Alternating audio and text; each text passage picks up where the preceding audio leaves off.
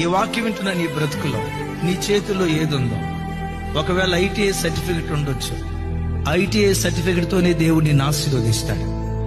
ఒకవేళ చేతి పని చేసుకుంటూ నువ్వు బ్రతకొచ్చు, వెల్డర్గా బ్రతకొచ్చు, టాపీ మేస్త్రిగా బ్రతకొచ్చు, టైపిస్ట్గా నువ్వు బ్రతకొచ్చు, ఇంజనీర్ గా బ్రతకొచ్చు. నీ చేతిలో ఏ చదువు ఉందో నాకు తెలీదు, నీ చేతిలో ఏ ఉద్యోగం ఉందో నాకు తెలీదు. ఖచ్చితంగా ఒక మాట చెప్తాను, నీ చేతిలో ఉన్న దానితోనే నిన్ను ఆశీర్వదించడానికి దేవుడు శక్తి కలిగినటువంటి వాడై ఉన్నాడు.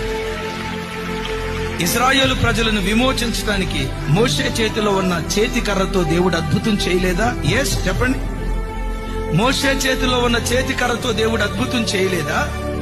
1000 మంది ఫిలిస్తీయులను హతమార్చడానికి దావీదు చేతిలో ఉన్న గాడిద ఎముకతో దేవుడు అద్భుతం చేయలేదా? కరువు కాలములో ఆ పేద విధవరాల్ని పోషించడానికి ఆ ఇంటిలో ఉన్న కొంచెం నూనెతో దేవుడు అద్భుతం చేయలేదా?